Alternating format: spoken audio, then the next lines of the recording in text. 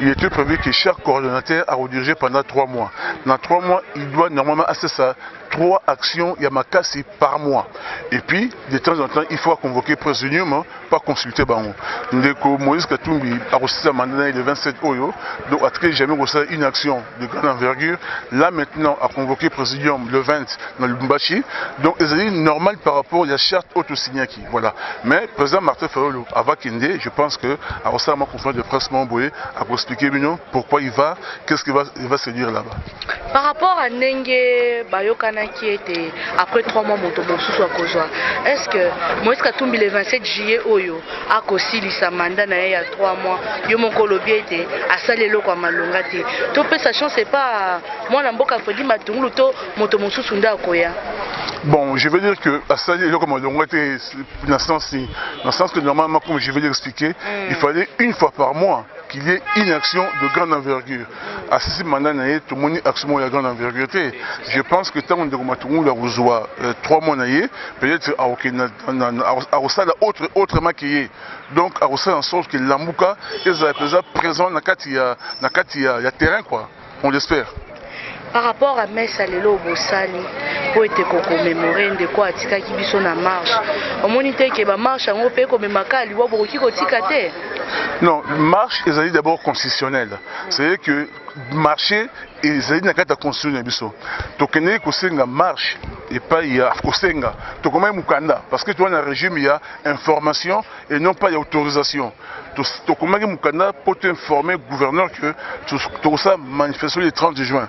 Gouverneur a convoqué biso, to connais bureau j'étais présent avec moyen marche ça matin à interdire marche pour aller le 30 juin.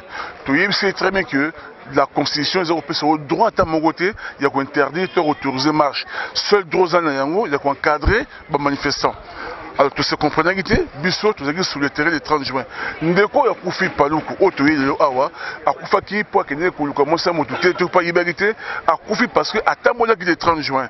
Alors, on se rend compte que lobby, ce que Obimi, Babeti Massassi, Lelo, Babi Félix Saïe, tout Tamoli, Babeti Massassi. Donc, nous sommes dans la continuité. Les gens qui prouvaient qu'il y a Oyo, Bato Bazaro Kamba Lobby, Bamazo Kamba Lelo. Vous voyez très bien que Bandego Labino, il y a RTVS 1, Bakangi Chen Nabango, Nengel Le Bazaro Kamba Chen, Nengel Le Bazaro Kamba Chen. Est-ce que yo au Monique, changement salami, les arrêtés, peut y avoir continuité. Il y a très bien que Ndeko Paluku, Defa, Oya Koufina Goma, pour Eriko Tamola, na appel il y a la Mouka. Au même titre que par exemple Rossi Mukendi. De temps où tu as Rossi Mukendi, tu as appelé des FAO. Parce que le régime, il y a Félix et Outi Koboma. Mais nous espérons qu'il y a ce qu'on appelle Yango.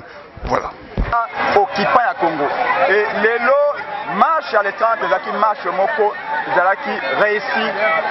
Malgré l'intimidation, malgré Massas, malgré les blessés, malgré les morts locaux de connaissance par le coup, nous allons continuer la lutte. Moto ya lingi akende komela supu na Chilombo na Kanchati akenda. Biso de continuer bitumba pour la libération du Congo. Congo est allé occupé officiellement, cette fois-ci officiellement par les Rwandais et par les trichements et par l'accord il y a Chilombo. Et nous n'accepterons jamais ça. Ce qui va Koboma va se préparer à Koboma. Mais seul Dieu donne la vie, seul Dieu a le pouvoir de répandre la vie. Nous allons continuer la lutte. Pour Nabiso, tout le monde va aventure, Oyo, ancien Abière, il y a Joseph Kabila, Francis Kalombo, Azali Koloba. Ils allaient distraction en réalité. Nous savons que Kuna Bango le peuple a se découragé. Batika, parce que Batika, Félix a dirigé Mbokana Kabila. To yebete na kati na biso moko batraite balaki na kati. To monyango sikawa. Yebisanga na ndeko nangai. Tata mokonzeko le Congo. Oya boya ko négocier na Kabila. Akenda kondima ko sa na Félix ke banaboni. Félix azali même incapable de kopesa bato na ye de pesa misala. Et bon kaka na falunda ko pesa misala. Donc peuple azali zo baté. Kalombo continue à mentir, continue à kosa. Balobi lokuta et ya kana ascenseur. Vérité et ya kana escalier. La vérité va triompher et elle a déjà triomphé. Nana ko kwa na maloba français kalomba koloba. Tata mokonzeko le matin Fayulu. To yala kana rassemblement, bati bala bakenda. Ba ole encore bakenda. Ba ingele foto bakenda. Mwana mboka Martin Fayulu alobi to continuer combat pour la dignité à Congo pour l'honneur à Tshisekedi. Alors le message au Babi le 20 juillet pour le coordonnateur Katumbi Robin Semnou na Puna Burkina Faso, c'est vrai? Tolanda qui a un internet, Kende Katumbi a convoqué réunion na Lubumbashi, mais Tokoye Basikawa, Makamanga Gelegandengani, en tout cas, Ngai na mon cas internet. Tout est libre de Tobandi Kobun de l'école, ça fait 18 ans. Ça n'a pas été officiellement pour la Bino? Non, non. Retenez-vous à ce que moi je vous dis. Je vous dis que Ngana Monyango na internet. Là, na Ali Montenegro Kobunda Bitumbo, ça fait 18 ans de Konanga Bino, vous voyez bien. Donc, réunion ana pour Nangayi, ils ont coordonnateur. Alors, moi, les 20, il y a un côté Bonga et pas un nouveau coordonnateur. Il y a la Mouka pour être mandé à l'Ipona sans amisato. Donc, il y a un problème. Et là, quand on a des distractions au Bakalombo, parce que l'objectif de Kalombo, ils allaient décourager le peuple, démobiliser le peuple. Kalombo a lobby pour la Kasba ko wolo la biso na meeting. Ce qui va tangi combat Katumbi na meeting peuple a wololi. C'est que ils tata mokonze ko le matin fa mutako sa peuple. Tala ndinga ko marquer respect na peuple. Le ko la peuple congolais a comme na ba zigzag na bangote. Ndeko nangai na lingisi to zonga na maito saki lelo awa. To célébrer héros na biso paluku lenge sengelaki. To continuer lit na biso jusqu'au bout. Na Félix na Kabila baye te eloko ya moyi bisuka suka ebebela bango kala te boko mona te kala te boko mona donc to continuer lite o poso ko yakuna ba manifester que zala ba marche continuer jusqu'à ce que to libérer mboka pe to zebonga to zongisi la moto to ponaki numéro 4 mwana mboka Martin Fayulu lia solo abengisi biso na kanisi ete wana ba leader nde ba ebi boni ba kosala pour na réunion wana ba bengi ya présidium. Malheureusement, il fallait depuis mois de juin, plutôt mois de mai, il fallait Bandako Salema parce que coordonnateur Azali a mandat à 3 mois et chaque mois fois ça sa réunion malheureusement et que ça la morben a souka mandat naé to kanisi était réunion et que ça mamala mon pone renforcer unité à la Mouka. On a yoni ko sala manakati ya réunion wana. Non, réunion on a petit ordre du jour, il faut pas lever ba grandes options et que ça que base à Lisanga parce que peuple congolais a ko compter makasi na bitumba à coalition la Mouka. Na réunion wana professeur Matungunde a reçu commandement ya la Mouka. Yango wana effectivement débat za ko salema parce que normalement mandat ndeko Katumbi eza ko suka le 27 juillet. Convoqué pour le 20 juillet, to éviter ceux qui a décidé que ça remise reprise ce jour-là. Yangwa na kanisi ete bango en tant que leader ba kotala ndenge nini ko arranger calendrier parce que koza mala moté que le 20 juillet réunion et salami pe le 27 ba ko sangana isu pour na remise reprise. Soué na ezali nini na réunion wana pe solution nini ko ba ko besa na la mukana.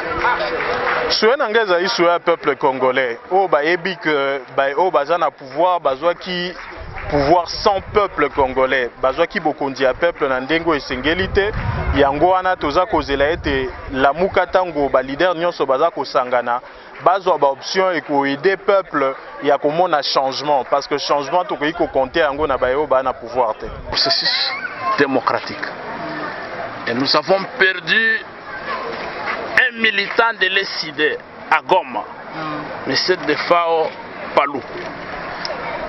Nous ne sommes pas venus les pleurer. Nous l'avons pleuré dans nos sièges et à Goma. Mais ici, nous sommes venus lui rendre hommage pour dire qu'on ne pleure pas les martyrs de la démocratie, on continue le combat, on continue la lutte.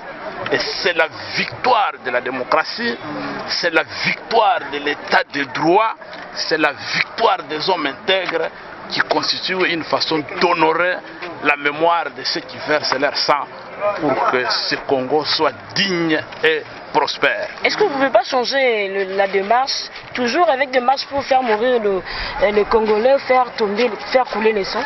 Non, les marches, ce sont des expressions démocratiques dans tout pays. La constitution de la République démocratique du Congo garantit l'expression des libertés aussi bien individuelles que collectives. Il n'appartient pas à un individu ou à un groupe d'individus, fut-il encore des fraudeurs qui ont volé la victoire du peuple congolais, d'imposer les restrictions à une partie de la population pour dire vous devez vous soumettre à leur volonté. Non, nous avons le droit constitutionnel de marcher et l'État a l'obligation constitutionnelle de protéger les citoyens.